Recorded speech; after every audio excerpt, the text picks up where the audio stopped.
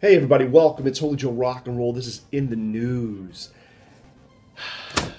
Reported recently that China by 2016 will surpass the US economy. Will have a greater economy. However, they say there's lies, damn lies, and statistics. But how about just straight up lying? If we're going to compare apples to apples, wouldn't you want to compare America's $17 trillion GDP to China's $5 or $6 trillion GDP? How do you compare that?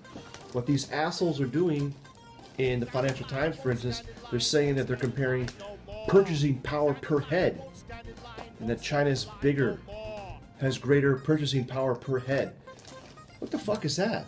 That is not the same thing as having a larger GDP, a larger economy.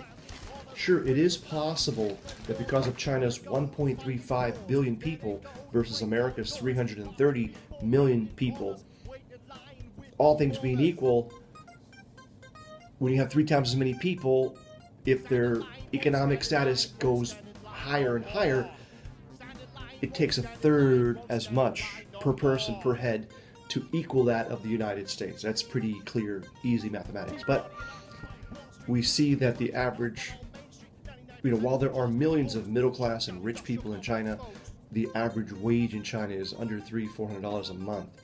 So they've got a long way to go.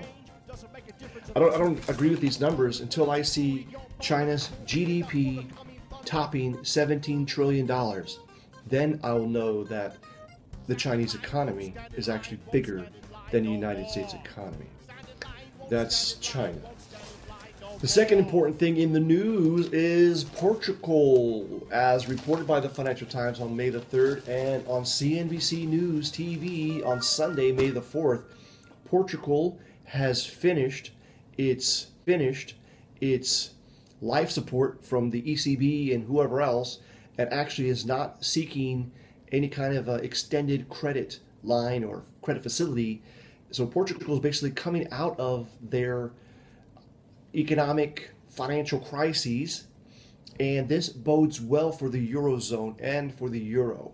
And for those of you Eurozone skeptics who thought that the zone would collapse or that the Euro would break apart, it's looking less and less likely. And while I'm all for King Dollar, unfortunately, the euro continues to get stronger. And, well, even though the Fed and the U.S. government officials continue to say that they believe in a stronger dollar, their actions have all been for a weaker U.S. dollar. Now, you might ask, why would the government be in favor of a weak U.S. dollar? Well, it helps the business community, it helps exports, and that helps jobs. So we can try to export ourselves out of this recession, but it's more complicated than that. As we all know, we need a change in the White House, or at least a change in the Congress, before we can see some real confidence coming back in the U.S. business sector. These companies, American companies, just sitting on tons of cash. A lot of it's parked offshore for tax reasons. Until we get somebody new in the White House that can speak to that issue, can either A, lower the taxes, whether temporarily or permanently, to get this money back into the U.S., or B, empower these CEOs with confidence that the government is not out to screw them. I don't see the economic situation changing in the U.S., but Portugal, doing much better. Reporting to you live, this is Holy Joe Rock and Roll, and this has been In the News.